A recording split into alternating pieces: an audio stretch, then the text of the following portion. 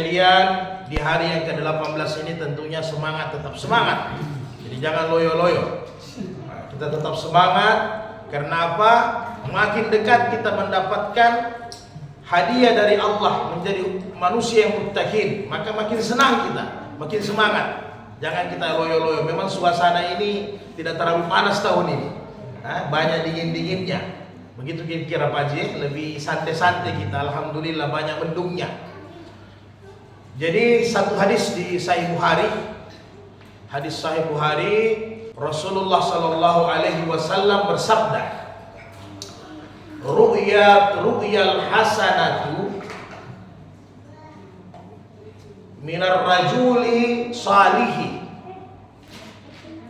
mimpi yang baik dari seorang yang saleh atau saleha, juz'un sittin wa arba'in juz'an minan nubuwah. Itu adalah bagian dari 46 dari bagian kenabian. Maka saudara-saudaraku sekalian, ini sebagai mukaddimahnya, mimpi orang yang bertakwa itu bagus. Ada tanda-tanda benarnya. Apalagi kalau sebelum tidur ada ayat kursi, ada wudunya, Masya Allah, Subhanallah. Kita lihat bagaimana lalu kita sudah sampaikan, Abu Hurairah diajar ayat kursi sama setan laknatullah alaih, kira-kira begitu. Jadi malam ini ada satu kisah dari sahabat juga yang sangat relevan dengan bulan suci Ramadan, keutamaan dari Ramadan itu sendiri, yaitu Talha bin Ubaidillah radhiyallahu anhu. Talha bin Ubaidillah ini salah satu sahabat asyara mubassirina bil jannah. Sahabat manusia yang masih hidup sudah dijamin masuk surga. Ini luar biasa. Jadi ini Talha ditunjuk sama Nabi, kau juga masuk surga. Seandainya kita bisa seperti begini, subhanallah, ya. Masih hidup sudah ditunjuk jadi ahli surga. Ini kontranya Abu Lahab, kira-kira begitu. Jadi Bapak dan Ibu sekalian, di zaman Nabi ada sahabat 2 orang dari Bani Quda'ah. Mereka ini orang yang saleh, kemudian dermawan, kemudian mereka menginginkan mati syahid, sehingga kalau ada perjalanan dakwah Nabi, mereka selalu ikut ambil bagian. Bahkan mereka menyumbang harta yang besar. Mereka bersaing dalam kebaikan. Jadi ini bukan bersaing dalam dunia, ya, karena akhirat. Sehingga satu ketika ada lagi perjalanan dakwah, mereka sumbang harta, mereka berangkat. Tiba-tiba dalam perjalanan terjadi peperangan yang tidak diinginkan. Karena Nabi itu tidak langsung berperang, ajak dulu orang masuk Islam. Kemudian ajak penawaran perdamaian. Tapi kalau mereka tidak mau ngotot, biasanya mereka menyerang duluan maka dibalas. Begitulah kira-kira. Maka salah satu dari sahabat ini meninggal, sehingga dia mati syahid, meninggal dunia. Maka Islam menang pada waktu itu. Maka yang satu ini tidak meninggal, dia pulang dengan kemenangan, dapat harta ganimah, pembagian harta ganimah, begitulah.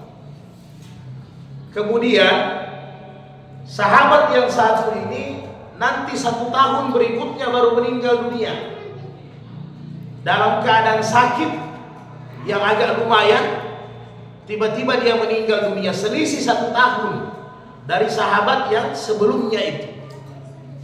Maka Talha bin Ubaidillah satu saat bermimpi tidur di malam hari, dia berada di pintu sorga bersama 3 orang tadi yang sudah meninggal 2. Karena ini juga bersahabat semua dengan Talha.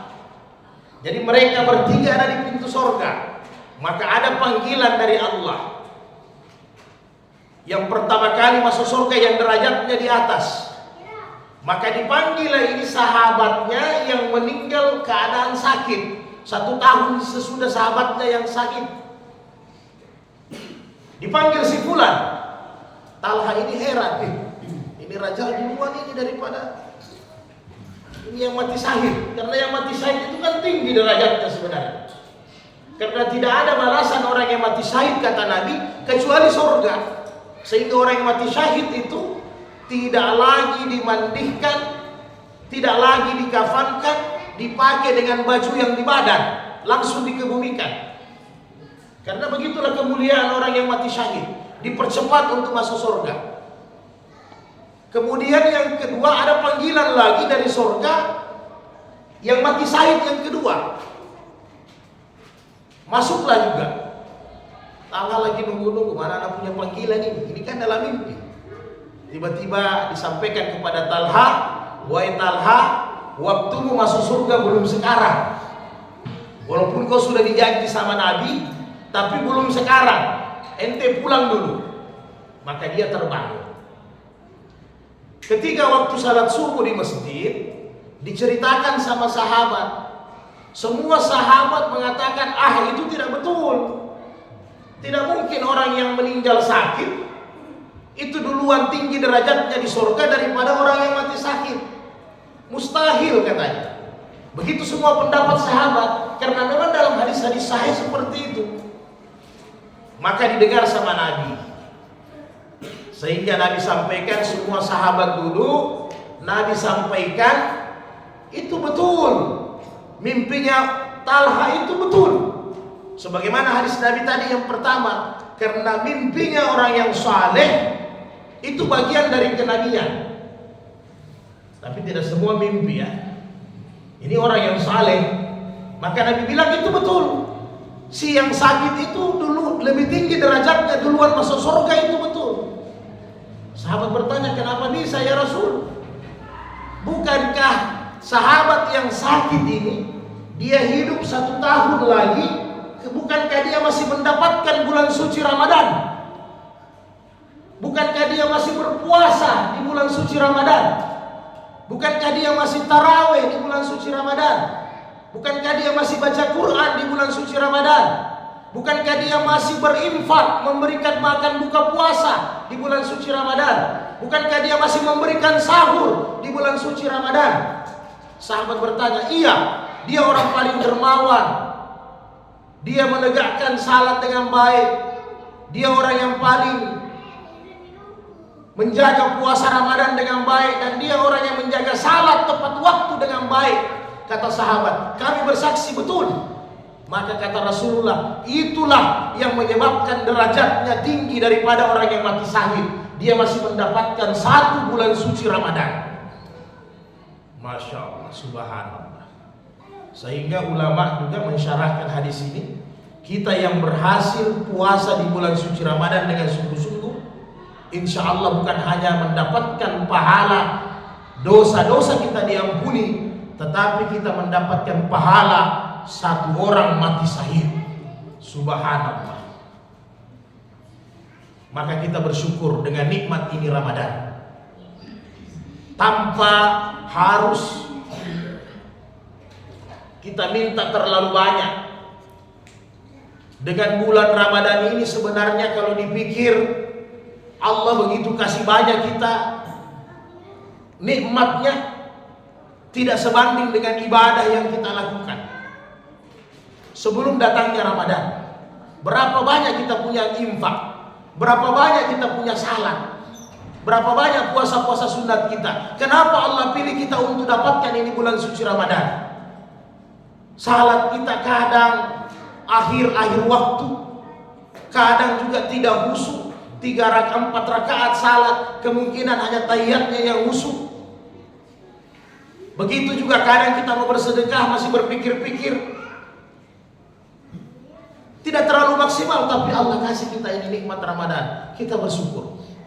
Maka kurang lebih 12-13 hari lagi kita manfaatkan untuk mengisi amalia-amalia Ramadan dengan sebaik-baiknya. Ada waktu kosong di siang hari, belum ibu-ibuku belum sempat memasak, baca Quran. Baca Quran. belum sempat di dapur baca Quran. Bapak-bapakku yang pekerjaannya santai, sambil duduk, hanya tanda tangan dapat uang, banyak-banyak baca Quran. Kesempatan ini jangan lewatkan. Bukankah kata Nabi bahwa as-shaumu wal Quran, puasa dengan Quran ini berkawin, satu sama lain saling menguatkan. Maka safiyani li ibadi yaumil qiyamah, kata Rasulullah dalam hadis sahih, antara Quran dengan puasa akan mendapatkan syafaat bagi hamba-hamba nanti di yaumil qiyamah. Siapa yang Qurannya bagus, puasanya bagus, dia akan Quran dengan puasa akan menjadi penolong syafaat kita nanti di hari kemudian. Jadi sayang yang puasa tidak baca Quran, karena kedua-dua ini nanti datang di hari kemudian. Ketika kita di alam barzah, Bapak dan Ibu, sudah biasa kita ke kuburan. Berapa meter persegi, 2 meter persegi. Adakah di kuburan itu ditaruh lampu? Adakah di kuburan itu ditaruh teman kita, sahabat di dalamnya? Ada ditaruh AC seperti ini, dinginnya minta ampun? Tidak ada. Maka apabila kita baca Quran dengan baik, Quran ini akan datang menemani kita sebagai penerang, sebagai sahabat di dalam kubur nanti. Sehingga kita tidak sunyi, tidak sempit, tidak gelap karena adanya Quran. Maka kita maksimalkan. Baca Quran di bulan Ramadan dengan di luar bulan Ramadan itu sangat beda jauh. Antara langit dengan bumi pahalanya. Begini juga kata Nabi tadi, orang yang mati syahid tadi dengan orang yang mati sakit tapi dia dapatkan Ramadan, itu jaraknya surganya antara langit dengan bumi, jauh jaraknya. Luar biasa ini bulan suci Ramadan.